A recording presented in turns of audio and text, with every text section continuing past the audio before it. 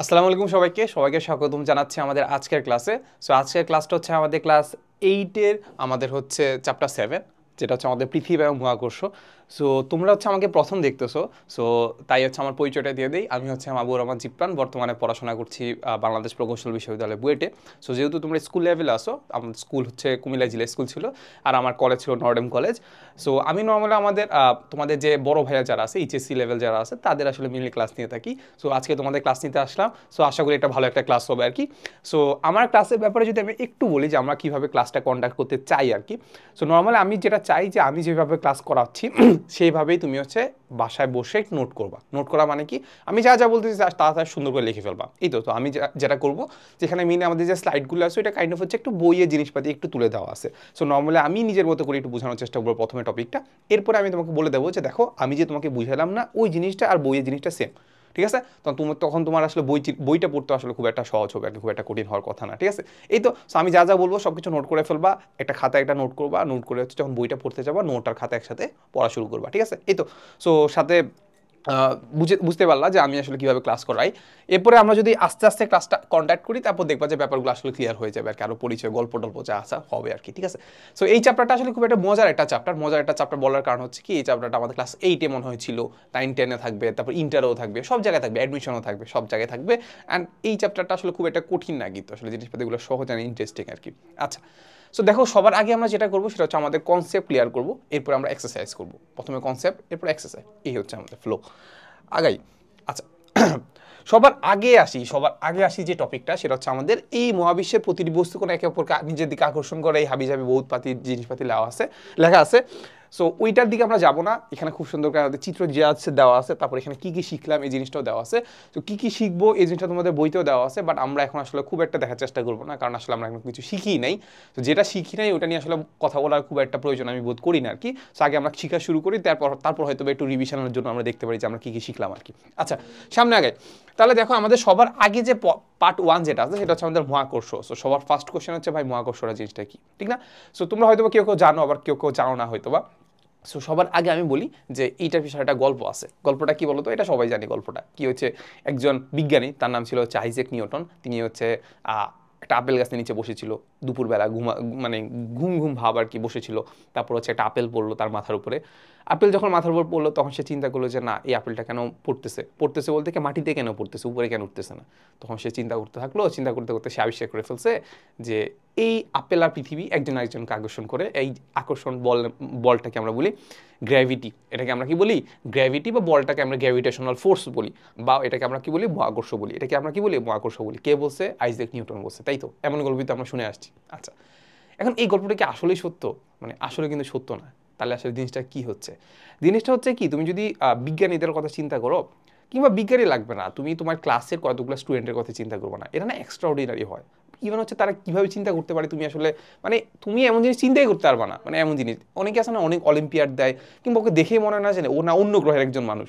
So বিজ্ঞানীরা না kind of ওই রকম হয়, বুঝছো? তারা কোথা থেকে চিন্তা করে, কীভাবে চিন্তা করে, এটা না আসলে আমরা চিন্তা করতে পারি না। মানে ইভেন এমন মহাকর্ষ যে সূত্র আছে, এই সূত্রটার ইকুয়েশন যেটা আছে, ইকুয়েশনটা কোথা থেকে আসছে এটা কিন্তু এখনও আমরা জানি না, কোথা থেকে প্রমাণ করছে এটাও আমরা জানি না, ঠিক না? সো বিজ্ঞানীরা হচ্ছে কাইন্ড অফ এটা এক্সট্রাঅর্ডিনারি মানুষ। ওদেরকে সৃষ্টিকর্তা এমন একটা পাওয়ার দিছে যে না, তুমি এটা আবিষ্কার করতে পারবা, ঠিক আছে? সবাই কিন্তু বিজ্ঞানী হইতে পারে না। সো যেটা বললাম, সো উনি হঠাৎ করে কিছু কিছু করে, বা আগের ডাটা বা যা হাবিজাবি যা কিছু করে এই মহাকর্ষ সূত্র আবিষ্কার করছে। এখন ধরো তুমি এই পর্যায়ে এসে কিছু একটা আবিষ্কার করছো, তোমার কী নিয়ে হবে, তোমাকে নিয়ে অনেক মানে সোশ্যাল মিডিয়া কিংবা যে সংবাদ সম্মেলন তো হবে নাকি, তোমার হচ্ছে রিপোর্টার আসবে, তোমাকে বলবে যে ভাই এটা কেউ আবিষ্কার করছেন, এটা একটু আমাদেরকে বলেন। তো ওর সামনে হয়তো রিপোর্টার্স বা হচ্ছে এরকম কিছু একটা আসছে, তো ওদেরকে তো বুঝাইতে হবে যে না এই হচ্ছে। এখন ওর ভাষা যদি ও বুঝায় যে না এই জিনিস হচ্ছে, ওই এই জিনিস হচ্ছিল, এই sine theta cos theta, sine theta cos theta, তারপর হচ্ছে a+b² এসব যদি বুঝায়, ওরা কি বুঝবে? ওরা তো সাধারণ মানুষ, ওরা তো এত কিছু বুঝবে না। যেহেতু বুঝবে না, হয়তো বা ও এরকম একটা গল্প বানাইছে, দেখো আমি এখানে বসেছিলাম, আমার পর আপেল পড়ছে, তো ওইটা থেকে আমি চিন্তা করে এই সূত্র আবিষ্কার করে ফেলছি, বুঝা গেছে? সো হয়তো বা এরকম একটা কাহিনী ছিল, বাট নর্মালি আসলে আমাদের ওই যে আপেল পড়ার কাহিনীটা, ওইটার আসলে খুব একটা সত্যতা পাওয়া যায় না আর কি। এই হচ্ছে জিনিসপাতি আর কি। তো এখন ও মহাকর্ষ সূত্রটা কীভাবে দিছে ওইটা আমরা দেখার চেষ্টা করে যে ওইটাতে কোনো একটা সুন্দর একটা ইকুয়েশন পাওয়া যায় কিনা, যেটাতে আমরা ম্যাথ করবো, ওইটা পাওয়া যায় কিনা আমরা এটা দেখার চেষ্টা করবো, ঠিক আছে? ওকে, সো দেখো সবার ফার্স্টে আমাদেরকে যেটা দেখতে পাইলাম, এখানে জাস্ট আমরা মহাকর্ষ সূত্র নিয়ে আলোচনা করলাম। মহাকর্ষ সূত্রতে আমাদেরকে কি বলে যে পৃথিবীর প্রতিটি বস্তু কণা একজন আরেকজনকে আকর্ষণ করে, পৃথিবীর প্রতিটি বস্তু কণা, আমি আর তুমি একজন আরেকজনকে আকর্ষণ করতেছি, কিংবা আমার সামনে যে আমাদের ক্যামেরা স্ট্যান্ডটা আছে ওটা আমাকে আকর্ষণ করতেছে, আমি ওটাকে আকর্ষণ করতেছি, এই হচ্ছে কথা। বাট এই আকর্ষণ বলের মান খুবই ছোট হয়, খুবই ছোট। এই কারণে দেখা যাচ্ছে আমরা একজন আরেকজনের সাথে লেগে যাচ্ছি না, বুঝা গেছে? আচ্ছা, সো দেখো আমাদেরকে যদি আমরা সুন্দর করে দেখি যে আমাদেরকে বিজ্ঞানী কি বলে গেছে, বিজ্ঞানী আমাদেরকে এইটাই বলে গেছে যে মহাকর্ষের প্রতিটি বস্তুকণা বা মহাবিশ্বের প্রতিটি বস্তুকণা একে অপরকে আকর্ষণ করে, একে অপরকে নিজের দিকে আকর্ষণ করে, ঠিক আছে? আচ্ছা, এবং এই আকর্ষণ বলের মান বস্তুকণা দ্বয়ের ভরের গুণফলের সমানুপাতিক। কার সমানুপাতিক? ভরের গুণফলের সমানুপাতিক ভাই। এখন প্রবলেমটা হচ্ছে কি সমানুপাতিক জিনিসটা কি? আচ্ছা চলো এবার আমরা দেখি যে সমানুপাতিক জিনিসটা কি। আচ্ছা, সমানুপাতিক জিনিসটা আর সমান জিনিসটা কিন্তু এক না। সমানুপাতিক জিনিসটা আর কি সমানুপাতিক জিনিসটা এক না। এখন ব্যাপারটা হচ্ছে কি সমানুপাতিক জিনিসটা আসলে কি বোঝাচ্ছে? সমানুপাতিক জিনিসটা বোঝাচ্ছে যে আমি যদি তোমাকে কিছু চেঞ্জ করাই তাহলে আমারও চেঞ্জ হবে। ব্যাপারটা আসলে আমি তোমাকে আরেকটু ভালো করে বুঝাই। সাপোজ আমরা তোমার বাসায়, ধরো আমিও তোমার বাসায় গেলাম, তো বাসায় যাওয়ার পরে তোমার আব্বু কি করছে, অনেকগুলো লিচু আনছে। কি আনছে? অনেকগুলো লিচু আনছে। এখন লিচু তো আমরা জানি যে অনেক মজার, খাইতে ইচ্ছা করে, খাইতে ইচ্ছা করে। সো আমি চিন্তা করলাম যে আমি তো খুব ভালো মানুষ, এখন আমি চিন্তা করলাম যে আমি যতটা খাবো তুমি তার দুইটা বেশি, দুইটা বেশি না দ্বিগুণ খাবা। এখন চিন্তা করো, সাপোজ এইটা হচ্ছে আমি জিপ্রাণ, এটা হচ্ছে কি জিপ্রাণ, ঠিক আছে? আর তোমার নাম কি? তোমার নাম সাপোজ এক্স, তোমার নাম আমি জানি না, তোমার নাম হচ্ছে আমাদের এক্স। আচ্ছা, সাপোজ আমি একটা লিচু খাইলাম, ঠিক আছে? আমি কয়টা লিচু খেলাম? একটা লিচু খেলাম, ওকে। তুমি কয়টা খাবা? তুমি খাবা দুইটা, ওকে। সাপোজ আমি দুইটা লিচু খেলাম, তুমি খাবা হচ্ছে চারটা। সাপোজ আমি তিনটা লিচু খেলাম, তুমি খাবা কয়টা? ছয়টা। সাপোজ আমি 10টা লিচু খেলাম, তুমি কয়টা খাবা? 20টা। এমন না? আমি যতটা খাবো তার দ্বিগুণ তুমি খাবা। এখন ব্যাপারটা হচ্ছে এইটা যে আমি যত বেশি খাওয়াচ্ছি, মানে আমি যত বেশি খাচ্ছি তুমিও কিন্তু তত বেশি খাচ্ছ, কিন্তু সমান সমানভাবে খাচ্ছ কি না, দ্বিগুণ আকারে খাচ্ছ। তার মানে আমি যদি কাইন্ড অফ তোমাকে একটা ফাংশনের মতো চিন্তা করি যে সাপোজ আমি যতটা খাই সেটা হচ্ছে সাপোজ এক্স, তুমি যতটা খাও সেটা সাপোজ ওয়াই। বুঝা গেছে? আমি যতটা খাই সেটা সাপোজ এক্স, আর তুমি যতটা খাও সেটা সাপোজ ওয়াই। তাহলে এখান থেকে কি আমি চাইলে একটা রিলেশন তৈরি করতে পারি যে ওয়াই ইজ ইকুয়াল টু আসলে আমাদের টোয়াইস এক্স। বলতে পারি কি y is equal to twice x, মানে এক্স এর মান 10 ইনপুট দিলে ওয়াই এর মান কত পাচ্ছি? 20। এক্স এর মান যদি 3 ইনপুট দেই তাহলে ওয়াই এর মান কত পাচ্ছি? 6। এক্স এর মান যদি 2 ইনপুট দেই ওয়াই এর মান পাচ্ছি 4। তার মানে কাইন্ড অফ এটা আমি একটা কি করতে পারি, এরকম একটা সমীকরণ লিখে ফেলতে পারি যে ভাই y is equal to twice x. তুমি যা খাবা ওইটা আমি অর্ধেক খাবো, কিংবা আমি যতটা খাচ্ছি তার দ্বিগুণ তুমি খাবা, y is equal to twice x. বলতে পারি না? আচ্ছা, এই তো। তার মানে আমার ব্যাপারটা হচ্ছে এইটা যে দেখো এখন এখানে আমি এক্স এর মান যদি আমি বাড়াই তাহলে ওয়াই এর মান কি বাড়তেছে বলো তো? এই যে এক্স এর মান যদি আমি বাড়াচ্ছি, দেখো 1 2 3 10 করলাম, ওয়াই এর মান ওয়াই হচ্ছে এটা, ওয়াই এর মান কি বাড়তেছে? কি এক্স তোমার নাম, ওয়াই হচ্ছে ফাংশনটার মানে জিনিসপাতিগুলো, তাহলে ওয়াই কি বাড়তেছে না? বাড়তেছে, বাড়তেছে। কিন্তু কি সমানভাবে কি বাড়তেছে? সমানভাবে কিন্তু বাড়তেছে না। এই জন্য আমরা বলি এটাকে বলি সমানুপাতিক। এক্স এর মান বাড়লে ওয়াই মান বাড়বে, গুণ আকারে বাড়বে। কি আকারে? গুণ আকারে বাড়বে। এটা টোয়াইস এক্স না হয় 3x হইতে পারতো, কিংবা অন্য কোনো কিছু হইতে পারতো। কিন্তু বাট একটা জিনিস বুঝলাম যে এক্স এর মান বাড়লে ওয়াই এর মান বাড়তেছে, এই জন্য এটাকে আমরা বলি সমানুপাতিক। এক্স আর ওয়াই সমানুপাতিক বলতে পারি। আচ্ছা, এই তো। তাহলে এইখান থেকে খুব আমরা সুন্দর করে লিখতে পারি যে সমানুপাতিক চিহ্নটা আসলে কিভাবে বসায়। এটাকে আমরা লিখতে পারি এইটা যে ওয়াই ইজ প্রপোর্শনাল টু আমাদের এক্স। কি লিখতে পারি? ওয়াই ইজ প্রপোর্শনাল টু আমাদের এক্স। বুঝছো? এই যে আমি একটা সমীকরণ লিখছি y equal to twice x, টুটা কি কনস্ট্যান্ট, টু এর কারণে কি আমাদের ওয়াই এর কোনো ইফেক্ট ফেলে না তো? মানে ফেলে না বলতে কি, মানে এক্স এর আমি বাড়াইলাম কমাইলাম, ওয়াই এর মান চেঞ্জ হচ্ছে, ঠিক আছে, বাট টু কি চেঞ্জ হয়? টু তো চেঞ্জ হয় না। তাহলে এক্স এর চেঞ্জ হলে ওয়াই চেঞ্জ হবে, তাহলে ওটাকে আমরা লিখতে পারি ওয়াই ইজ প্রপোর্শনাল টু আমাদের এক্স। বুঝা গেছে? কি লিখতে পারি? ওয়াই ইজ প্রপোর্শনাল টু আমাদের এক্স। এক্স এর মান যদি আমি বাড়াই ওয়াই এর মান বাড়বে। এর আগে একটা দুই থাকুক বা 3 থাকুক, যাই থাকুক না কেন। বুঝা গেল? এই হচ্ছে কথা। তার মানে এক্স আর ওয়াই সমান না, কিন্তু এক্স এর মান বাড়াইলে আমাদের ওয়াই এর মান বাড়বে। কিভাবে বাড়বে? গুণ আকারে বাড়বে। হলো? আচ্ছা, এই তো। তাহলে এখন দেখো নর্মালি আমি যদি চিন্তা করি এরকম একটা জিনিস, ধরো হচ্ছে suppose y is equal to আমরা দেখতে পাচ্ছি, y is equal to suppose আমরা দেখতে পাচ্ছি 4x square. Y is equal to আমরা দেখতে পাচ্ছি সাপোজ 4x স্কোয়ার। তাহলে এইখান থেকে খুব আমি সুন্দর করে বলে ফেলতে পারবো যে ওয়াই ইজ প্রপোর্শনাল টু আমাদের x square. Y is proportional to আমাদের এক্স স্কোয়ার। মানে একটা জিনিস আমি সিম্পলি তোমাকে বলে দিই, যখনই সমান চিহ্ন দেখবা এর পাশাপাশি যে জিনিসটা ধ্রুবক আছে, যেটা আমার চেঞ্জ হয় না, 4 এর মান কি চেঞ্জ হয়? চেঞ্জ হয় না তো। তাহলে এই 4টাকে আমরা নিয়ে ফেলতে পারি সমানুপাতিকের ভিতরে, যে ওয়াই ইজ প্রপোর্শনাল টু আমাদের এক্স স্কোয়ার, মানে এক্স স্কোয়ারের সমানুপাতিক, ওইভাবে চেঞ্জ হবে। ঠিক আছে? এই হচ্ছে কথা। সো মোটামুটি আমরা সমানুপাতিকের জিনিসগুলো আমরা হালকা পাতলা হলে বুঝে ফেলছি। তার মানে সমান আর সমানুপাতিক জিনিসটা কিন্তু এক না। আচ্ছা, ওকে। আচ্ছা, এখানে যখন আমরা একটু সমানুপাতিক দেখছি, একটু আমরা ব্যস্তানুপাতিকও দেখা উচিত, যে আমি এক্স এর মান যদি বাড়াই তাহলে ওয়াই এর মান কমবে, এমন কি সম্ভব? অবশ্যই সম্ভব। সাপোজ আমরা এরকম একটা জিনিস দিলাম যে ওয়াই ইজ ইকুয়াল টু, আমরা লিখলাম যে 1/x, Y is equal two লিখলাম কি 1/x, তাহলে এক্স এর মান যদি বাড়াও তাহলে ওয়াই এর মান কমবে। ক্যালকুলেটারে বসাও বা নিজেও করো, এক্স এর মান বাড়াইতে থাকো, ওয়াই এর মান বা কমবে।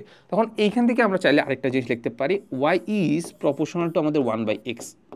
আচ্ছা, ধরো এখানে 1 না দিই, এখানে ধরো সাপোজ 3 বা 2 দিলাম, ঠিক আছে? তাহলে এটা এখান থেকে লিখতে পারি y is proportional two 1/x, কারণ 3 এর উপর তো চেঞ্জ হয় না। আচ্ছা, তাহলে এটা যখন আমরা লিখতে পারতেছি তখন এইটাকে আমরা বলি ওয়াই 1/x এর সমানুপাতিক, ওয়াই 1/x এর সমানুপাতিক, বা এটাকে আমরা আরেকটু ভাবে বলতে পারি ওয়াই x এর ব্যস্তানুপাতিক। কি বলতে পারি? ওয়াই x এর ব্যস্তানুপাতিক। বুঝা গেল? মানে x এর চেঞ্জ হলে ওয়াই এর চেঞ্জ হবে, কিন্তু বিপরীত হবে। এই হচ্ছে কথা। আচ্ছা, সো মোটামুটি আমরা সমানুপাতিকের জিনিসপাতিগুলো হালকা বার্তা হলেও বুঝলাম। সো ব্যাপারটা হচ্ছে এটা, যেখানে আমাদের কি বলে দেওয়া আছে, দেখো তো আমাদেরকে যেটা বলে দেওয়া আছে, ধরো এটাকে আমি একটু উপরের দিকে উঠাই।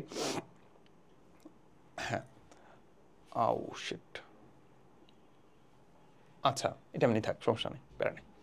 সো যেটা আমরা এখান থেকে বুঝতে পারলাম যে এখানে আমাদের কি বলে দেওয়া আছে যে মহাবিশ্বের প্রতিটি বস্তুকণা একে অপরকে নিজের দিকে আকর্ষণ করে, এবং এই আকর্ষণ বলের মান বস্তুকণাদের ভরের গুণফলের সমানুপাতিক। এখন তাহলে দুটো বস্তু নিয়ে নেই, চলো তাহলে দুটো বস্তু নিয়ে নেই। নর্মালি আসলে আমরা একটু মাথায় রাখবা, এ পর্যায়ে এসে তোমাদের আসলে এটা খুব একটা জানার প্রয়োজন পড়ে না, তাও জাস্ট আমরা একটু জানায় রাখি যে এই যে আমাদের যে নিউটনের যে সূত্রটা দিয়ে গেছে না, এটা নর্মালি সাধারণত হয় ক্ষুদ্র বস্তু, একদম বিন্দু আকারের বস্তুর জন্য, না হলে এরকম গোলাকার বস্তুর জন্য, ঠিক আছে?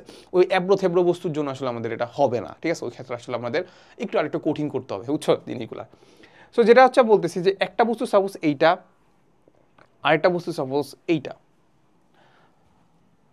ঠিক আছে? এটাকে একটু ছোট বড় করে নিই, সাপোজ এইটা এরকম, আরেকটু ছোট করি, হ্যাঁ এই তো। তাহলে একটা বস্তু ধরলাম আমরা এইটা, একটা বস্তু ধরলাম আমরা এইটা, তাহলে এদের ভরটা আমি ধরে নিই। সাপোজ এইটা ভর হচ্ছে সাপোজ আমাদের m1, আর এইটার ভর সাপোজ আমি m2 ধরলাম। ভর তো আমি চিনো, জানো, ভর তো বুঝো, কেজিতে প্রকাশ করে যে। আচ্ছা, সো বলছে যে দুইটা বস্তু কণার দর ভরের গুণফলের সমানুপাতিক, তাহলে এদের মধ্যে যে ফোর্স আছে, একজন একজনকে আকর্ষণ করতেছে, ওই ফোর্সটাকে আমরা ধরে নিই হচ্ছে আমাদের এফ। তাহলে এফ ইজ প্রপোর্শনাল টু আমাদের কি বলে দেওয়া আছে, m1 ইন্টু m2, ভরের গুণফলের সমানুপাতিক। ভর যে গুণফলটা আছে ওটা সমানুপাতিক হলো, তাহলে এটাকে বললাম আমি 1 নম্বর। আচ্ছা, এরপরে কি বলে দেওয়া আছে? বলে দেওয়া আছে যে এদের দূরত্বের বর্গের ব্যস্তানুপাতিক, এদের দূরত্বের বর্গের ব্যস্তানুপাতিক। কারণ তাদের মধ্যে দূরত্বটা বের করি, চলো। দূরত্বটা বের করার জন্য আমরা যেটা করব সেটা হচ্ছে এখান থেকে একটা জিনিস নিয়ে, এই যে দেখো এইটার মধ্যবিন্দু যেটা আছে, এইটার থেকে এইটার মধ্যবিন্দু পর্যন্ত একটা রেখা টেনে দিলাম। এটাকে আমরা বলি সংযোজক সরলরেখা, যেটা কি করে দুজনকে সংযোগ করে, ঠিক আছে? তাহলে এটাকে আমরা কি বললাম, সংযোজক সরল রেখা। তাহলে সংযোজক সরল রেখা যদি আমরা একে ফেলি তাহলে আমরা আলটিমেটলি আমরা দূরত্বটা পেয়ে যাব না, তাহলে এইখান থেকে একটা ডিস্টেন্স পেয়ে যাব, এটাকে বললাম আমরা সাপোজ ডি, এটাকে আমরা সাপোজ বললাম কি ডি। ওকে, আচ্ছা, তাহলে এখান থেকে আমরা ডিস্টেন্স পেয়ে গেছি। আচ্ছা, এখন আমাকে যেটা বলতে হবে যে আমাদেরকে যেটা বলছে যে দূরত্বের বর্গের ব্যস্তানুপাতিক, তাহলে আলটিমেটলি আমরা এখান থেকে লিখতে পারি কি, এফ ইজ প্রপোর্শনাল টু আমাদের 1/d², দূরত্বের বর্গের ব্যস্তানুপাতিক ভাই। এই যে 1 আর 2 এখান থেকে আমরা পেয়ে গেছি, হইলো? আচ্ছা, এরপর আমাদের কি বলে দেওয়া আছে বলো? বলে দেওয়া আছে যে এ বল বস্তুকণার ধরে সংযোজক সরলরেখা বরাবর ক্রিয়া করে। এই যে একটা সংযোজক সরলরেখা আঁকছি না, এই সরলরেখা বরাবরই ক্রিয়া করবে, এই দিকে ক্রিয়া করবে না, এই দিকে ক্রিয়া করবে না। তাহলে ব্যাপারটা আসলে কি বোঝাচ্ছে? ব্যাপারটা আসলে বোঝাচ্ছে যে m1 বস্তুটাকে m2 বস্তুটাকে m1 বস্তুটাকে m2 বস্তুটাকে টানবে, অবশ্যই টানবে। তাহলে টানলে এটাকে বলতে পারি যে সাপোজ এই দিকে টানতেছে, এটাকে বললাম আমি f2। কে টানতেছে? f2 বস্তুটা f1টাকে টানতেছে। ওকে, সেম কাজটা কি করবে, m1 বস্তুটা কাকে টানবে? m2 কে টানবে। কিভাবে টানবে? এই দিকে টানবে, এটাকে বললাম আমরা f1। বুঝা গেছে? এই সংযোজক সরলরেখা বরাবরই ক্রিয়া করবে, ঠিক আছে? একজন একজনকে টানবে, বুঝা গেল? আচ্ছা, এই তো শেষ আমাদের, মোটামুটি এখান থেকে আমাদের কাজ শেষ। এখন আমাদের যেটা কাজ সেটা হচ্ছে আমাদের এই 1 আর 2 নাম্বারটাকে আমি একসাথে মিলাই ফেলবো। কি করব? একসাথে মিলাই ফেলবো। এই যে 1 আর 2কে আমরা মিলাই ফেললাম। মিলাই ফেললে আমরা যেটা লিখতে পারি যে এফ ইজ প্রপোর্শনাল টু আমাদের উপরে আছে আমাদের m1 ইন্টু m2, আর নিচে হচ্ছে আমাদের d²। দেখো মিলানো যায়, দেখো m1 m2 আর নিচে হচ্ছে আমাদের d² মিলানো যায়। ওকে, ভালো কথা। এখন আমরা একটু আগে একটা জিনিস খেয়াল করছিলাম যে দেখো আমরা y ইজ প্রপোর্শনাল যখন x লিখছিলাম, এটাকে যখন আমি একটা সুন্দর করে একটা সমীকরণে প্রকাশ করতে গেছি তখন একটা কাইন্ড অফ একটা ধ্রুবক আনছি। এই যে ধ্রুবকটা এখানে কি বলতো, ধ্রুবকটা এখানে 2, বুঝা গেছে? এই যে একটা একটা সম্পর্ক যেটা আমরা সমানুপাতিক সম্পর্ক বা ব্যস্তানুপাতিক সম্পর্ক বলি, এই সম্পর্কটার মধ্যে যদি আমি এটাকে সমীকরণে প্রকাশ করতে চাই, একটা ধ্রুবক নিয়ে আসতে হবে, একটা কনস্ট্যান্ট নিয়ে আসতে হবে, ঠিক আছে? তাহলে একটা সমীকরণে প্রকাশ করতে পারি। এখন দেখো এইটার ক্ষেত্রে 2 হয়েছে, ওটার ক্ষেত্রে 4 আছে, এটার ক্ষেত্রে আছে 3, তাহলে এখন কনস্ট্যান্টটা কত হবে এটা আমরা বুঝবো কীভাবে? বোঝার কোনো উপায় নাই খুব একটা। তার এই জন্য আমরা যেটা করবো, এখানে একটা যে কোনো একটা প্রিলিমিনারি একটা কনস্ট্যান্ট নিয়ে আসবো, ঠিক আছে? তাহলে এই কনস্ট্যান্টটা সাপোজ আমি ধরলাম, এটা কি বললাম আমরা জি, এটা is equal two F is equal to আমরা লিখলাম জি ইন্টু উপরে আছে আমাদের m1 ইন্টু m2 ভাগ হচ্ছে আমাদের কত ডি স্কোয়ার, ঠিক আছে? এই হচ্ছে আমাদের সেই কাঙ্ক্ষিত সমীকরণটা। কোন সমীকরণটা? যেটা আমাদেরকে আইজ্যাক নিউটন দিয়ে গেছে। তাহলে আমরা যেখান থেকে দেখতে পাচ্ছি এফ ইজ ইকুয়াল টু আমাদের G into m1 into m2 by D square. বুঝা গেছে? তাহলে এখানে আমরা সব কিছু জানি। m1টা কি একটা বস্তুর ভর, m2টা কি আরেকটা বস্তুর ভর, ডিটা কি তাদের মধ্যবর্তী ডিস্টেন্স। এখন জিটা কি ভাই? জিটা কীভাবে বের করবো? এখন জিটা আসলে আমাদের জন্য আসলে খুব একটা কঠিন কিছু না, মানে আমাদের জন্য কঠিন কিছু, অনেক কিছু কঠিন কিছু জিটা বের করা। বাট নর্মালি আসলে আমাদের কি করছে জানো, বিজ্ঞানীরা তোমাদের জন্য এই কাজটা সহজ করে গেছে। বিজ্ঞানীরা কি করছে, এটা হচ্ছে পরীক্ষা করে বের করে ফেলছে জিটা আসলে কত হবে। কি করছে, কিভাবে বের করছে বলো তো? বুঝাই যায়, দুইটা বস্তু নিছে, তাদের ভর নিল, তারপর হচ্ছে মধ্যে ডিস্টেন্স নিয়ে প্রত্যেকবার এরকম এফ এর মান বের করার চেষ্টা করছে, তখন আমরা জি এর মানটা খুব ইজিলি বের করে ফেলতে পারবো, তাই তো? আচ্ছা, এখন এই যে জি এর মানটা যে বের করলো না, এই জি এর মানটা হচ্ছে আমাদের, জি এর মানটা কত হবে বলো? জি এর মানটা হচ্ছে আমাদের 6 পয়েন্ট। এইটাকে আমরা একটু আরেক জায়গায় লিখি, চলো এটাকে আমরা কি করে আরেক জায়গায় লিখি, চলো। এই যে দেখো, এখানে আমরা জানি যে আমাদের এফ ইজ ইকুয়াল টু আমরা দেখতে পাচ্ছি যে আমাদের G into m1 m2 by D square, তাই না? সূত্র কি এমন ছিল না? হ্যাঁ, এমনই ছিল। ওকে, তাহলে সূত্র যদি এমন হয়, এখান থেকে আমরা যেটা করব,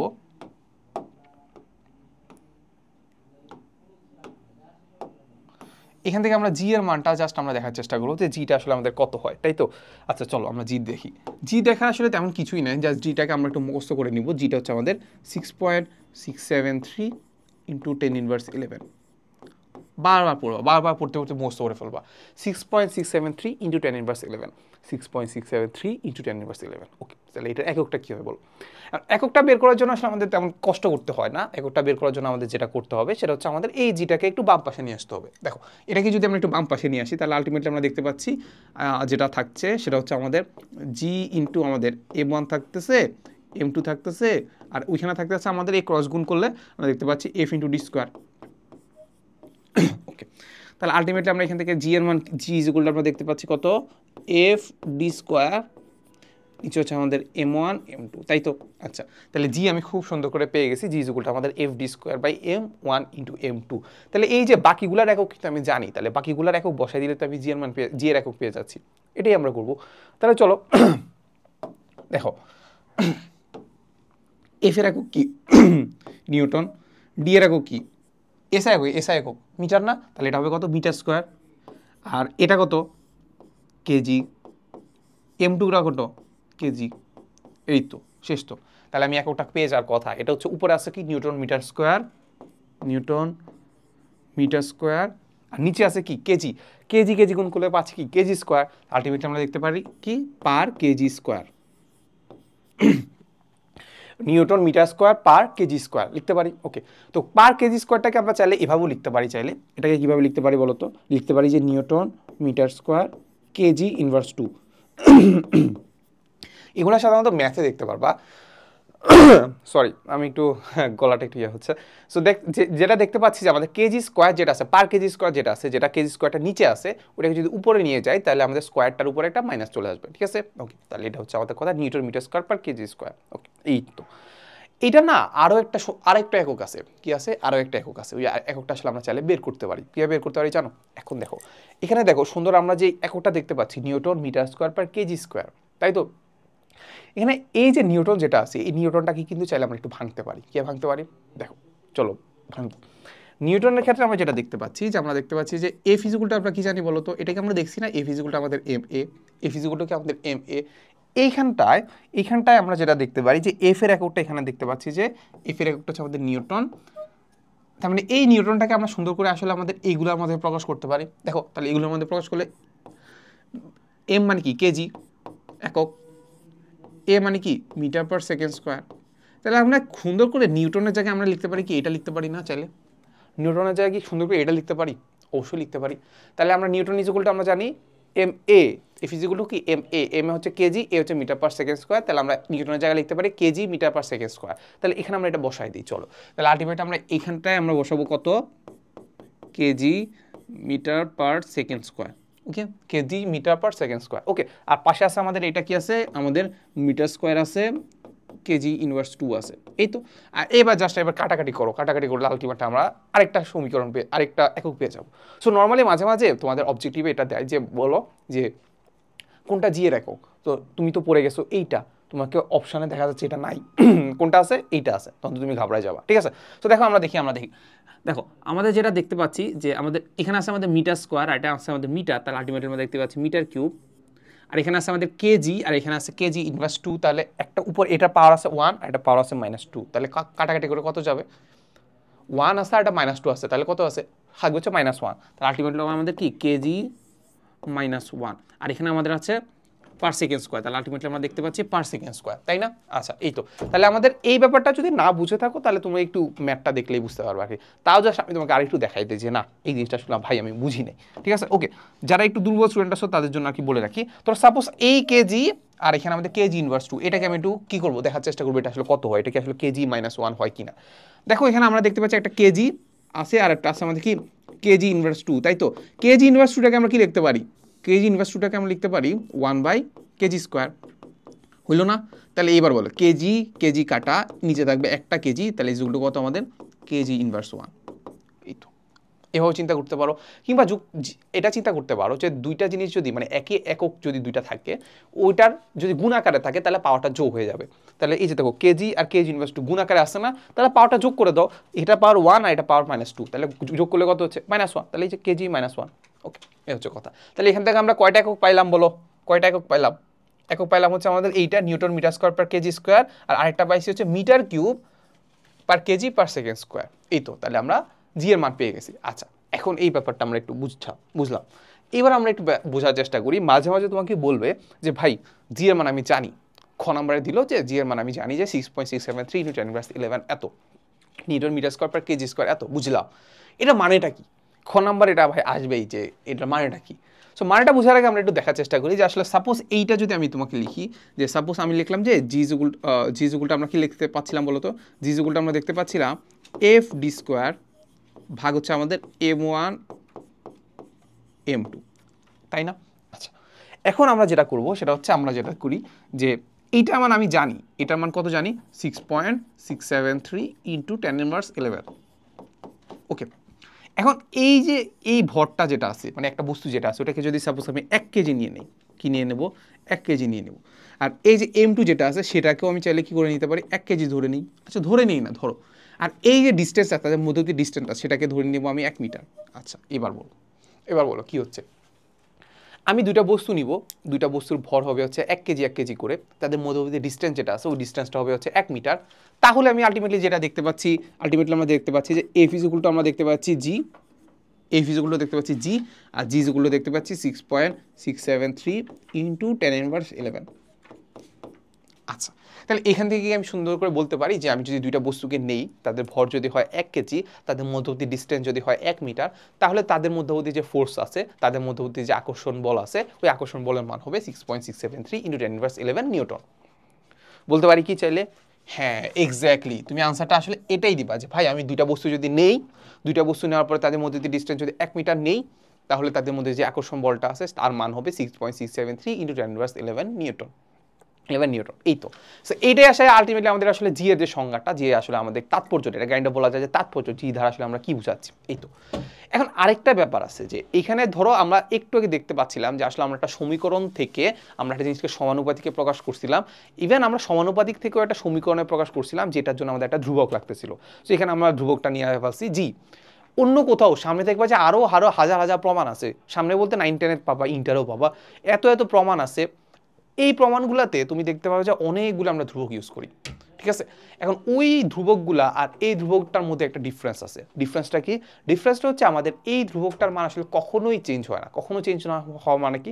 মানে হচ্ছে আমি যদি মাধ্যম চেঞ্জ করি, মাধ্যম তো বুঝো, মানে এখানে ধরো এটা বায়ু মাধ্যম, কিংবা পানিতে চলে গেলে পানি মাধ্যম, কিংবা লোহা মাধ্যম, কঠিন মাধ্যম, বায়বীয় মাধ্যম, গ্যাসীয় মাধ্যম, মাধ্যম যদি আমি চেঞ্জ করে ফেলি তাহলে ওই কনস্ট্যান্ট জি এর মান চেঞ্জ হবে না। কিংবা আমি যদি একদম পরিবেশটা চেঞ্জ করে দিলাম, কিংবা বস্তুটাই চেঞ্জ করে দিলাম, তাহলেও জি এর মান চেঞ্জ হবে না। বুঝা গেছে? অন্যান্য ক্ষেত্রে জি এর মান আসলে, অন্যান্য ক্ষেত্রে যে ধ্রুবক আছে বা কনস্ট্যান্ট যেটা আছে ওইটার মানটা চেঞ্জ হইতে পারে, ওটার মানটা কি হইতে পারে? চেঞ্জ হইতে পারে। কিন্তু এই এমন একটা বান্দা জি হচ্ছে আমার এমন একটা বান্দা, জি এর মান কখনোই চেঞ্জ হয় না। যে কোনো মাধ্যমে নিয়ে যাও, যে কোনো কিছুতে নিয়ে যাও, জি এর মান কখনো চেঞ্জ হবে না। এটা একটা জি এর একটা বৈশিষ্ট্য, ঠিক আছে। ওকে, এই জন্য আমরা জিটাকে আমরা কি বলি জানো? জিটাকে আমরা বলি বিশ্বজনীন ধ্রুবক। এটাকে আমরা কি বলি? বিশ্বজনীন ধ্রুবক, বা এটাকে আমরা বলি সার্বজনীন ধ্রুবক। চেঞ্জ হয় যায় না, এটা সার্বজনীন ধ্রুবক, ঠিক আছে। বা এটাকে নর্মালি আমরা যেটা জানি যে সমানুপাতিক ধ্রুবক, যে সমানুপাতিক জিনিসটাকে আমরা চেঞ্জ করার জন্য আমরা যেটা আনছি তার সমানুপাতিক ধ্রুবকও বলতেছি আর কি। বাট যেহেতু চেঞ্জ হয় না, জন্য আমরা এটাকে বলি বিশ্বজনীন ধ্রুবক বা মহাকর্ষীয় ধ্রুবক, ঠিক আছে। মহাকর্ষীয় ধ্রুবকও বলতে পারি, সার্বজনীন ধ্রুবকও বলতে পারি। এই হচ্ছে জিনিসপাতি। তাহলে এবারটা আমরা এখান থেকে সবকিছু জেনে ফেলছি আলটিমেটলি। তাহলে মোটামুটি আমরা সূত্রটা জানি যে F is equal to G into m1 m2 by D square. দুইটা বস্তু দেওয়া থাকবে, মধ্যে যদি ডিস্টেন্স দেওয়া থাকবে, তখন আমরা খুব সুন্দর করে আমি তাদের মধ্যবর্তী আকর্ষণ বলের মান বের করে ফেলতে পারবো, তাই তো? আচ্ছা, পারবো। আচ্ছা, ওকে, চলো দেখি এরপরে কি দেওয়া আছে। আচ্ছা, দেখো সেম জিনিস আমাদেরকে বলে দেওয়া আছে যে m1 m2 ভরের দুটি বস্তু কণা। এখন আমরা বস্তু না নিয়ে ধরো সাপোজ বস্তু কণা নিলাম, একই তো কথা, তার একটা নির্দিষ্ট ভর আছে। এই হচ্ছে আমাদের কি বলতো বস্তু কণা, এই হচ্ছে আমাদের একটা বস্তু কণা, ঠিক আছে। ওকে, তাহলে তাদের মধ্যবর্তী ডিস্টেন্স সাপোজ হচ্ছে ডি। তাহলে আলটিমেটলি আমরা দেখতে পাচ্ছি এফ ইজ ইকুয়াল টু, আমরা কি দেখতে পাচ্ছি?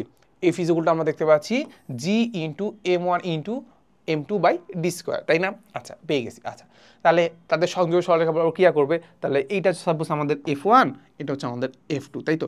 এখানে আরেকটা সুন্দর জিনিস বলে দেওয়া আছে। এখানে কি বলে দেওয়া আছে? আমাদের f1 ইজ ইকুয়াল টু আমাদের f2। কি বলে দেওয়া আছে ভাই? f1 ইজ ইকুয়াল টু আমাদের f2 মানে কি? মানে হচ্ছে এই যে আমি দুটা বস্তু কণা নিলাম না, তাদের মধ্যে যে আকর্ষণ বলটা আছে, একজন একজনকে আকর্ষণ করতেছে, তাই তো? একজন f1 বলে আকর্ষণ করতেছে, একজন f2 বলে আকর্ষণ করতেছে।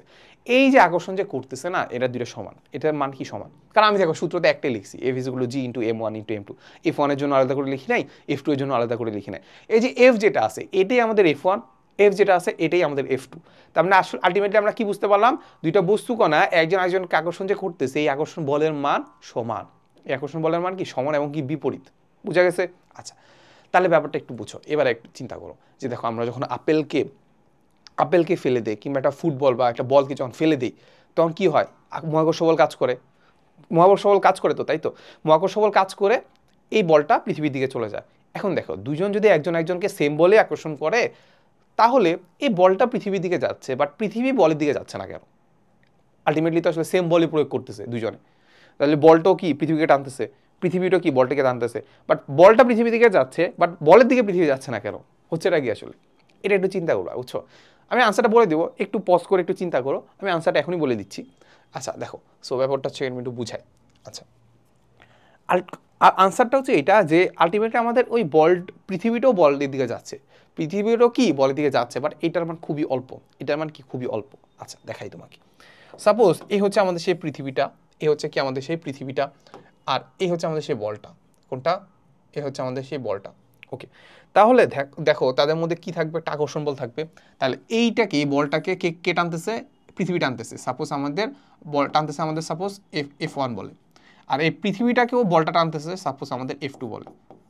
এইটা ভর সাপোজ ধরলাম আমরা m, আর এই পৃথিবীর ভরটাকে আমি ধরলাম বড় হাতের m। ধরতে পারি কি? পৃথিবীর ভরটাকে আমি ধরলাম বড় হাতের m, আর ওই যে আমি বস্তু যে বলটা আছে ওই বলটা ভরটাকে ধরলাম আমরা ছোট হাতের m। তাহলে আমরা দেখলাম যে দুজনকে f1 আর f2 বলে টানতেছে, ভালো কথা। দুইটার মান কি সমান হবে? অবশ্যই সমান হবে। তাহলে আলটিমেটলি আমরা কি লিখতে পারি বলো তো? f1 ইজ ইকুয়াল টু আমরা লিখতে পারি কি? f2। f1 is equal to আমরা কি লিখতে পারি? f2 লিখতে পারি। আচ্ছা ওকে, তাহলে দেখো আমি যদি f1টা বের করতে যাই, f1 মানে এই বস্তুটাকে যে টানতেছে, এই বস্তুটাকে কি টানতেছে। আচ্ছা, এখন আমরা একটা জিনিস কি আমরা জানি যে নিউটনিয়ান মেকানিক্স বা নিউটনীয় বলবিদ্যা থেকে আমরা একটা জিনিস দেখছিলাম যে এফ ইজ ইকুয়াল টু আমাদের এম এ, এটা আশা করি জেনে ফেলার কথা, আশা করি কি জেনে ফেলার কথা যে এফ ইজ ইকুয়াল টু আমাদের m a, F is equal to কি আমাদের এম এ, এটা জানার কথা। তো এখানে আমরা ওই সূত্রটা অ্যাপ্লাই করে ফেলি। দেখো এফ ওয়ানটা কি, ওই বস্তুটা যে এম ছোট হাতের যে বস্তুটা আছে ওইটাকে যে টানতেছে ওই ফোর্স, তাহলে ওইটাকে আমরা বলতে পারি কি এম ইন্টু এ। ওকে, ভালো কথা। এটা কি, এটা হচ্ছে আমাদের এই বস্তুর ত্বরণ, এমটা কি এই বস্তুর ভর। ওকে, এবার আমরা দেখতে পাবো এফ টু, এফ টুটা কি, এফ টুটা হচ্ছে আমাদের এই পৃথিবীটাকে এই বলটা কোন বলে টানতেছে, এফ টু বলে টানতেছে। তাহলে আমরা নিব কি এই বস্তুটা ভর নিব আর এই বস্তুটা ত্বরণ নিব, বা পৃথিবীর ভর নিব আর পৃথিবীর ত্বরণ নিব। তাহলে পৃথিবীর ভরটা হচ্ছে বড় হাতের এম আর ত্বরণটা কি বড় হাতের এ। ওকে, মা ইজ ইকুয়াল টু মা, ঠিক আছে, এ ধরতি মেরি মা হে, ঠিক আছে।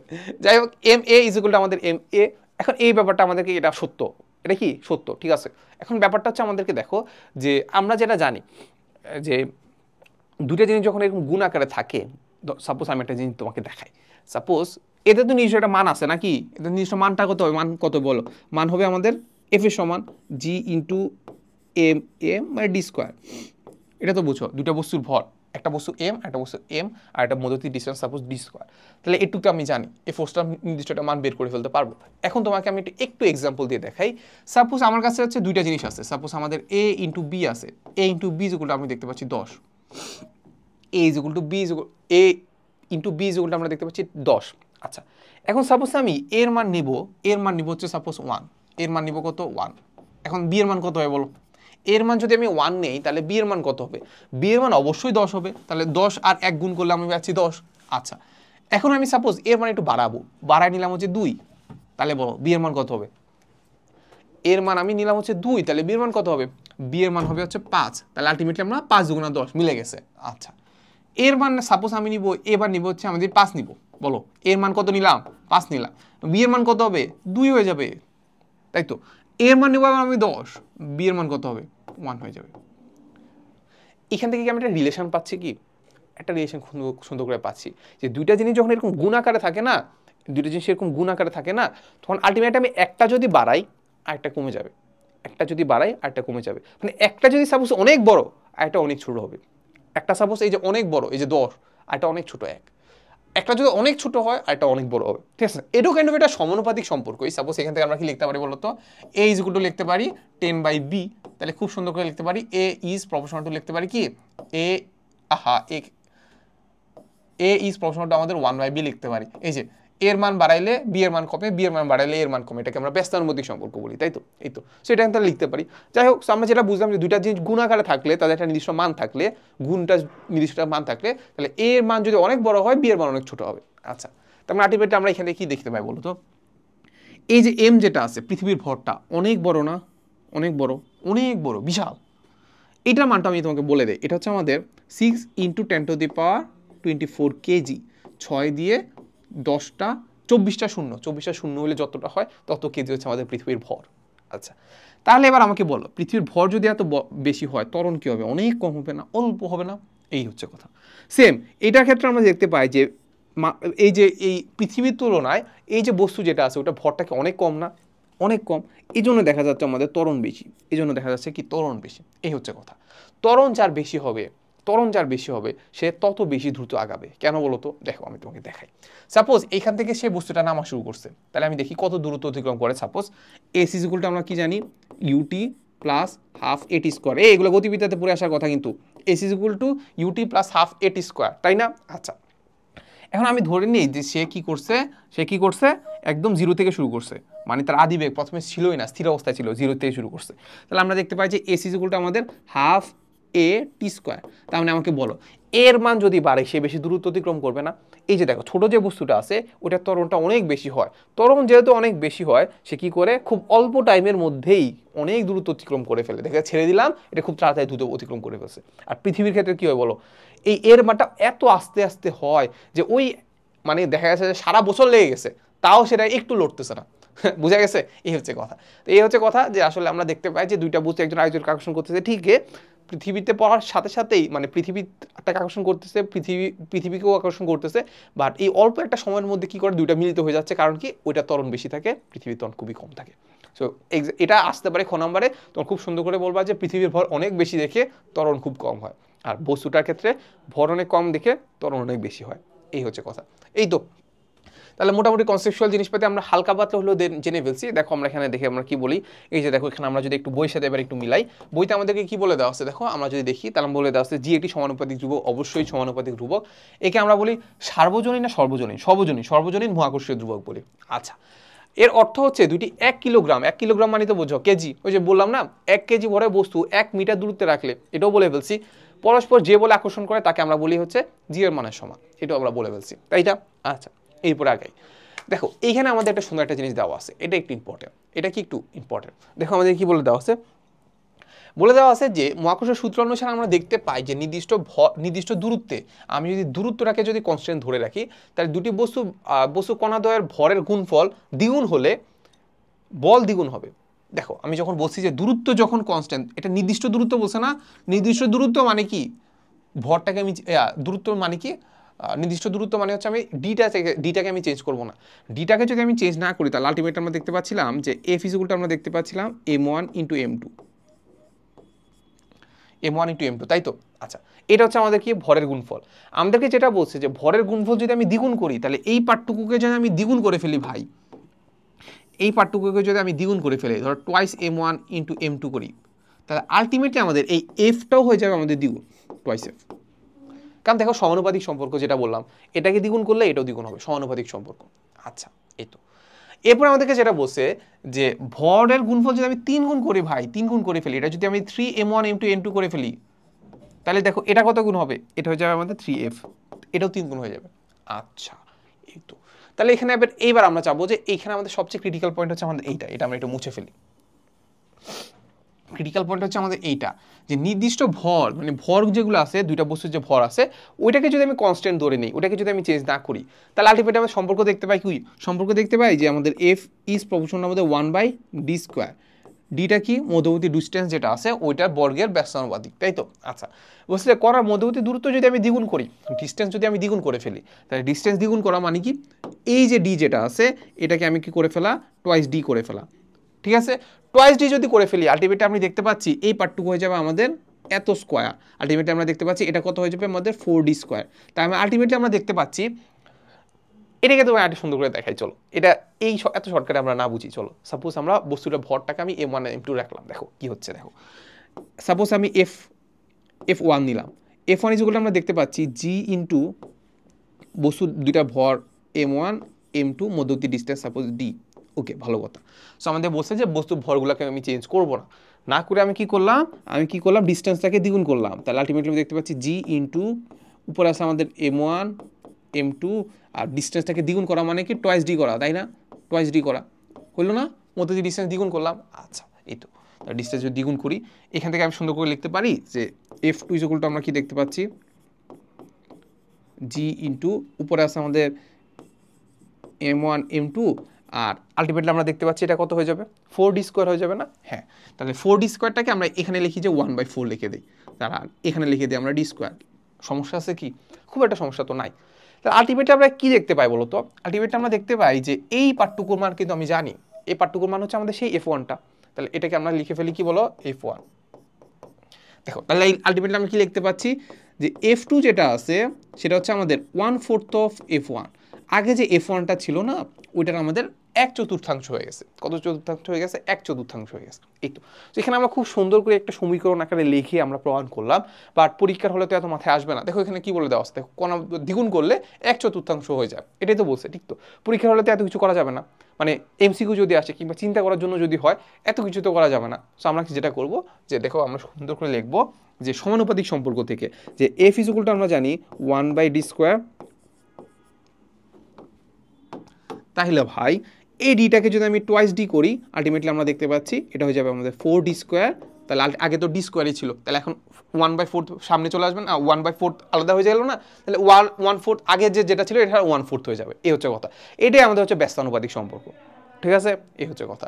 স্কোয়ারটার কারণে এখানে আমাদের দ্বিগুণ করলেও 4 গুণ হয়ে যাচ্ছে, ঠিক আছে? মানে 4 গুণ মানে দেখো নর্মালি আমি যদি 1/d করতাম, এফ ইজ প্রপোর্শনাল 1/d, তাহলে ডি যদি দ্বিগুণ করতাম তাহলে এফ কত হয়ে যেত, হাফ হয়ে যেত। এটা গুণ করলে এটা ভাগ হয়ে যেত এরকম টাইপের আর কি। বাট এখানে ডি স্কোয়ার থাকাতে দ্বিগুণ করলেও 4 গুণ হয়ে যাচ্ছে, 4 গুণ কমে যাচ্ছে আর কি। ঠিক আছে, এই হচ্ছে কথা। তারপর আমি যদি দূরত্ব 3 গুণ করি তাহলে কত হবে বলো, 3 দুগুণে 9, তাহলে 1/9। ঠিক আছে, 9 ভাগের 1 ভাগ হয়ে যাবে। এগুলো একটু ইম্পর্টেন্ট, কিন্তু এগুলো কিন্তু আসবে, এগুলো সামনেও পাবা। এই তো দেখো এখানে আমাদেরকে কি বলে দেওয়া হচ্ছে, বলে দেওয়া হচ্ছে মহাকর্ষ বলের প্রভাবে পৃথিবীর চারদিকে ঘুরে। এবার বলো অন্য সকল গ্রহ সূর্যের চারদিকে ঘুরে কেন? এটার আনসারটা তোমাদের হচ্ছে HW। এটার আনসারটা কি তোমাদের HW। তুমি হচ্ছে আমাদের গ্রুপে পোস্ট করতে পারো, কিংবা হচ্ছে আমাকেও ইনবক্সে দিতে পারো, কিংবা যদি মনে হয় যে না ভাই আমি এটা পারি, তাহলে হচ্ছে ওই যে বললাম না যে আমাদের ক্লাসেও কমেন্টে করতে পারো, কিংবা আমাদের যে গ্রুপ আছে ওইখানেও পোস্ট করতে পারো আর কি। আর নর্মাল এটা চিন্তা করলেই পারো, খুব একটা কঠিন কিছু না, একটু নিজে চিন্তা করো, কিংবা হচ্ছে গুগল করো। এখন তোমরা ছোটো তো, গুগল করা শিখতে হবে, গুগলে কীভাবে আনসারগুলো পাইতে হবে এগুলো শিখতে হবে। ঠিক আছে, আচ্ছা এরপরে চলে যাবো আমাদের পার্ট 2-তে, যেখানে আমরা অভিকর্ষ আর অভিকর্ষ ত্বরণ নিয়ে কাজ করব। সো চলো আমরা দেখি অভিকর্ষ। সবার আগে আসে আমাদের অভিকর্ষ ভাই তেমন কিছুই না, আমরা পড়ে আসছি। আমরা কি করে আসছি, পড়ে আসছি। সেটা হচ্ছে আমরা জানি যে মহাবিশ্বের প্রতিটি বস্তু কোনো একজনকে আকর্ষণ করে, তাকে আমরা কি বলতাম, মহাকর্ষ, তাই তো। এবং এই মহাকর্ষ বলের মান সবচেয়ে ছোট, এটা একটু মাথায় রাখবা। আমাদের পৃথিবীতে বা মহাবিশ্বে আমরা 4 ধরনের মৌলিক বল পাই। 4 ধরনের মৌলিক বলের মধ্যে সবচেয়ে যে দুর্বল যে বলটা আছে সেটাকে আমরা বলি মহাকর্ষ বল। এই জন্য দেখা যাচ্ছে যে আমরা আকর্ষণ তো করতেছি ঠিকই, বাট কাছাকাছি আসতেছি না। দেখা যাচ্ছে হাজার হাজার কোটি কোটি বছর পরে হয়তো বা কাছাকাছি আসবো দুইটা বস্তুকে রেখে দিলে। আচ্ছা যাই হোক, যেটা বললাম যে এখন ওই দুটা বস্তুর মাঝখানে, মানে দুইটা বস্তু তো যে কোনো কিছু হইতে পারে, ওই দুইটা বস্তুর মাঝখানে যদি একটা পৃথিবী হয় তাহলে ওই বলটাকে আমি বলবো অভিকর্ষ বল। তাকে আমরা কি বলবো, অভিকর্ষ বল। ঠিক আছে, আচ্ছা আমি যদি তোমাকে সংজ্ঞাটা এইভাবে দিই যে দেখো, পৃথিবী কোনো একটা বস্তুকে যে বল আকর্ষণ করে তাকে আমরা বলি অভিকর্ষ। পৃথিবী কোনো একটা বস্তুকে যে বল আকর্ষণ করে তাকে আমরা বলি অভিকর্ষ। সমস্যা আছে কি, নাই তো। কারণ দুইটা বস্তু যদি নেই, আলটিমেটলি একটা যদি পৃথিবী হয়, একজনকে কি বলে আকর্ষণ করতেছে, মহাকর্ষ বলে। ইভেন এই মহাকর্ষ বলটাকে আমরা অভিকর্ষ বলতেছি। এখন এই পৃথিবী একে যে বলে আকর্ষণ করতেছে সেটাও অভিকর্ষ, এ যাকে বলে যে বলে আকর্ষণ করতে সেটাও অভিকর্ষ। বাট আমরা এটা সুন্দর করে বলি যে পৃথিবী কোনো একটা বস্তুকে যে বলে আকর্ষণ করে, কারণ আমরা পৃথিবী নিয়ে খুব কনসার্ন। সো পৃথিবী কোনো একটা বস্তুকে যে বলে আকর্ষণ করে তাকে আমরা বলি কি, অভিকর্ষ। তাকে আমরা কি বলি, অভিকর্ষ। ইভেন এটা সামনে গেলেও বাবা যে এই বলটাকে আমরা ওজনও বলি, ওই বস্তুটার ওজনও বলি। যে ওজন বলতে আমরা কি বুঝাই, আগে থেকে আমরা একটু ডিসক্লেমার দিয়ে রাখি। ওজন বলতে আমরা কি বুঝাই, ওজন বলতে আমরা বুঝাই যে ওই বস্তুটাকে পৃথিবী কোন বলে আকর্ষণ করতেছে, কি বলে আকর্ষণ করতেছে তাকে আমরা বলি ওজন। আচ্ছা ভালো কথা, এই তো। তাহলে আমরা এখান থেকে বুঝে ফেললাম যে অভিকর্ষ জিনিসটা আসলে কি। অভিকর্ষ জিনিসটা কি বলতো, দুটা বস্তুর মধ্যে যদি পৃথিবী হয়, তারা যে বলে আকর্ষণ করে তাকে আমরা বলি কি, অভিকর্ষ। আচ্ছা দেখো এখানে বলে দেওয়া আছে যে পৃথিবী অনেক বড় এবং এই আকর্ষণ বল অনেক বেশি হয় ফল এবং ক্রিকেট বল মাটিতে পড়ে। সহজ কথায় পৃথিবী এবং অন্যান্য যে কোনো বস্তুর মধ্যে যে আকর্ষণ তাকে আমরা বলি কি, অভিকর্ষ, তাই তো। আচ্ছা বলেছে সূর্য এবং চন্দ্রের মধ্যে যে আকর্ষণ তা মহাকর্ষ, কিন্তু পৃথিবী এবং তোমার বিজ্ঞান বইয়ের মধ্যে যে আকর্ষণ তাকে আমরা বলি তাকে বলি আমরা কি বলে, অভিকর্ষ। তাহলে এখান থেকে আমরা একটা জিনিস বলতে পারি যে সকল অভিকর্ষ বলই মহাকর্ষ। কারণ আমরা তো জানি যে মহাকর্ষের একটা ডিফারেন্ট একটা টাইপ হচ্ছে আমাদের সেই কি বলতো, অভিকর্ষ। কিন্তু সকল মহাকর্ষ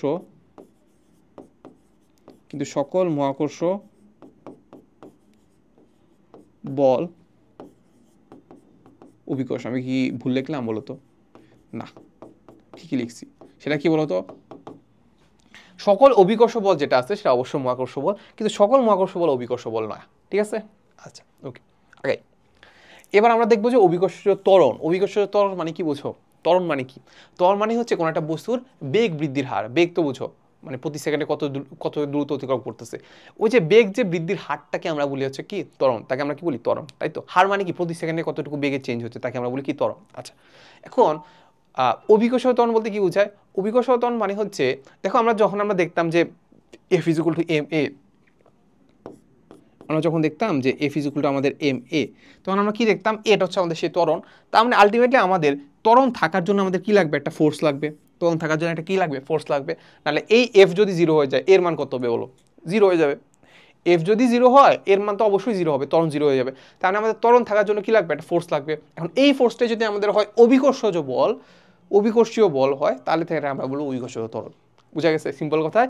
এই ফোর্সটা যদি আমাদের অভিকর্ষজ বল তখন আমরা তাকে বলবো কি অভিকর্ষীয় ত্বরণ, অভিকর্ষজ ত্বরণ বা অভিকর্ষীয় ত্বরণ বা গ্র্যাভিটেশনাল অ্যাক্সিলারেশন। ঠিক আছে, আচ্ছা তাহলে ব্যাপারটা হচ্ছে এইটা যে কোনো একটা বস্তুকে যদি আমি স্থির অবস্থান থেকে বা যেখান থেকে ছেড়ে দিই তাহলে সেটা কি হবে, অভিকর্ষ বলের প্রভাবে মাটিতে পড়তে থাকবে। অভিকর্ষ বলের প্রভাবে ওই বস্তুটার বেগ যে বৃদ্ধির হারটা আছে তাকে আমরা বলতেছি অভিকর্ষজ ত্বরণ, তাকে আমরা কি বলতেছি অভিকর্ষজ ত্বরণ। বুঝা গেছে, অভিকর্ষ বলের প্রভাবে কোনো একটা পরন্ত বস্তুর বেগ বৃদ্ধির হারটাকে আমরা বলবো কি অভিকর্ষজ ত্বরণ। ঠিক আছে, সো বইতে সংজ্ঞা দেওয়া আছে, সংজ্ঞাগুলো একটু পড়ে নিও আর কি। ঠিক আছে, আচ্ছা এখন তুমি আমাকে বলো যে নর্মালি আমরা যেটা জানি, নর্মালি আমরা জানি যে কি জানি বলো, এ ফিজিক্যালটা আমরা কি জানি, এ ফিজিক্যালটা আমরা জানি এম এ। আচ্ছা ওকে, তাহলে এইখান থেকে আমরা একটা কাজ করব, এখান থেকে আমরা একটা কাজ করব যে আমরা এই ফিজিক্যালটা আমরা লিখে ফেলবো এম এ না লিখে আমরা লিখবো এম জি। এ মানে তো ত্বরণ এক্সিলারেশন, জি মানে কি গ্র্যাভিটেশনাল অ্যাক্সিলারেশন, এটা একটা ভিন্ন ধরনের একটা ত্বরণ না, এই জন্য ভিন্ন ধরনের ত্বরণ না মানে কাইন্ড অফ এটা আমরা একটু আলাদা করে লিখলাম আর কি। তাই খুব সুন্দর করে এখানে আমরা লিখতে পারলাম যে F equal to M G, M A না লিখে এম জি লিখলাম আর কি, এর জায়গায় জি লিখলাম, সমস্যা আছে? খুব একটা সমস্যা নাই। আচ্ছা এখন দুইটা বস্তু যদি থাকে, একটা পৃথিবী হয়, একটা যদি আরেকটা বস্তু হয়, সাপোজ আমরা একটা আঁকি, আমরা কি করব এখান থেকে আঁকবো, এই হচ্ছে আমাদের সেই পৃথিবীটা,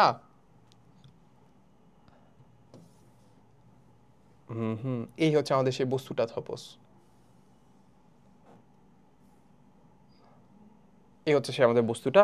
তাহলে এটা হচ্ছে আমাদের এম ভরের বস্তু আর এটা হচ্ছে আমাদের পৃথিবীর ভর হচ্ছে আমাদের এম। তার মধ্যবর্তী ডিস্টেন্স সাপোজ ধরলাম, এইটা, ঠিক আছে ওকে। তাহলে মধ্যবর্তী ডিস্টেন্স যদি আমাদের হয় এইটা, তাহলে এই ডিস্টেন্সটাকে আমি ধরে নিই হচ্ছে ডি, বা আরও চিন্তা করতে পারো। ঠিক আছে, আর চিন্তা করি, চলো আর চিন্তা করি, আর আর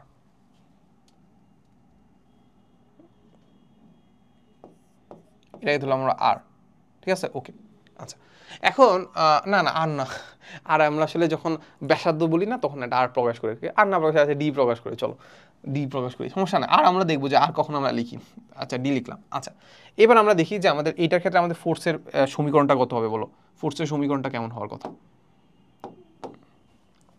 ফোর্সের সমীকরণ কেমন হবে, এফ ইকুয়ালটা আমরা জানি জি ইন্টু উপরে আছে আমাদের ভর, ভরের গুণফল, নিচে হচ্ছে আমাদের মধ্যবর্তী ডিস্টেন্স। ওকে, তাহলে এটা হচ্ছে আমাদের ফোর্সের একটা সমীকরণ, এটা হচ্ছে আমাদের আরেকটা সমীকরণ। এখন আমরা কি করবো বলো, দুইটাকে আমরা সমান লিখে ফেলবো। চলো দুইটাকে সমান যদি আমরা করি তাহলে আলটিমেটলি আমরা দেখতে পাচ্ছি 1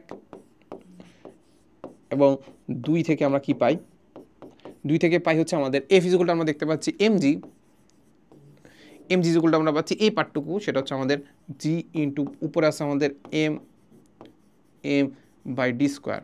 ওকে, আলটিমেটলি আমরা কি কাটাকাটি করে পাই, দেখো এখান থেকে একটা জিনিস কাটা যায়, সেটা কি হলো, কাটাকাটি করে আমরা এম এম কাটা যাচ্ছে, থাকলো কি বলো, যেটা থাকতেছে সেটা হচ্ছে আমাদের, সেটা হচ্ছে আমাদের এই যে গ্র্যাভিটেশনাল অ্যাক্সিলারেশন বা হচ্ছে জি যেটা আছে অভিকর্ষ ত্বরণ, সেটা ইকুয়াল আমরা যেটা দেখতে পাচ্ছি জি ইন্টু উপরে আছে আমাদের এম আর নিচে হচ্ছে আমাদের ডি স্কোয়ার। এই যে এই সূত্রটা একটু মুখস্থ করে নিতে হবে, মুখস্থ না, এই সূত্রটা আসলে আমাদের এটা আমাদের কি আসে জানো, এটা আমাদের প্রতিপাদনও আসে, প্রতিপাদন তো বুঝো মানে এটা প্রমাণও আসে যে আমাদেরকে বলো যে gravitational acceleration G is equal to বড় হাতে G into M by D square. ঠিক আছে, এই জিনিসটা আমাদের একটু প্রতিপাদন করে আসতে হবে, এটা ইজ ইকুয়াল টু এটা এটা এটা এটা প্রতিপাদন করে আসতে হবে। ঠিক আছে, প্রতিপাদন করে একটু দেখা দিতে হবে, এটা আমাদের মনে হয় মোস্ট প্রবাবলি 3 নম্বরে আসে। ঠিক আছে, আচ্ছা সো এটা আমরা একটু মুখস্থ করে নিব। আচ্ছা এরপরে এতটুকু বোঝার ফলে আমাদের এখান থেকে একটা জিনিস বুঝতে পারি যে আমি যদি কোনো একটা বস্তু নির্দিষ্ট একটা স্থানে যদি অভিকর্ষ ত্বরণ বের করতে চাই, আমার কি লাগবে, এজি লাগবে, যেটা আমরা মোটামুটি জানি, আর পৃথিবীর ভর লাগবে, এটাও আমরা জানি। আর এটা হচ্ছে একটা চেঞ্জ হচ্ছে আমাদের ডি স্কোয়ার, মানে ওই বস্তুটা আর পৃথিবীর কেন্দ্রের মধ্যবর্তী ডিস্টেন্স, সেটা আমাদের লাগবে, তাই তো? আচ্ছা এইখানে কি কোথাও আমাদের এম আছে, মানে এম মানে কি বস্তুটা ভর আছে, কি বস্তুটা ভর আছে, নাই তো। তার মানে আলটিমেটলি আমরা এখান থেকে একটা জিনিস বলতে পারি, কি বলতো, আলটিমেটলি আমরা এখান থেকে কি বলতে পারি, কোথায় লিখি, চলো এইটা এখানে লিখি, এখানে একটা জিনিস লিখতে পারি যে অভিকর্ষজ ত্বরণ, অভিকর্ষজ ত্বরণ, অভিকর্ষজ ত্বরণ বস্তু নিরপেক্ষ,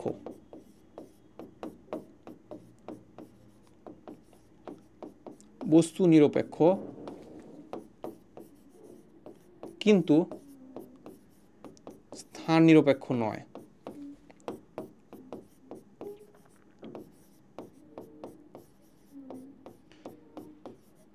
কি বললাম বলতো, অভিকর্ষজ ত্বরণ যেটা আছে জি যেটা আছে এটা বস্তু নিরপেক্ষ, মানে বস্তুর উপর ডিপেন্ডই করে না। আসলে কি বস্তু ভরকে আসছে কি নাই তো, তুমি যে কোনো একটা বস্তু নাও, যে কোনো একই ডিস্টেন্সে রাখো, প্রত্যেকটার জন্য জি সেম হবে, তাহলে বস্তু নিরপেক্ষ। কিন্তু স্থান নিরপেক্ষ নয়। স্থান নিরপেক্ষ নয় মানে কি, এই যেখানে যে ডি স্কোয়ার যেটা আছে, ডি স্কোয়ার মানে কি, আমি এক এক স্থানে গেলে ডিটা ডিফারেন্ট হবে না, আমি যদি আরও উচ্চতায় নিয়ে যাই ডি আরও ডিফারেন্ট হবে না, আরও উচ্চতায় নিয়ে গেলে আরও ডিফারেন্ট, ঠিক না? তাহলে এই যে ডি এর উপর কিন্তু ডিপেন্ড করতেছে, কিংবা স্থানের উপর ডিপেন্ড করতেছে, তার মানে স্থানের নিরপেক্ষ না কিন্তু বস্তু নিরপেক্ষ।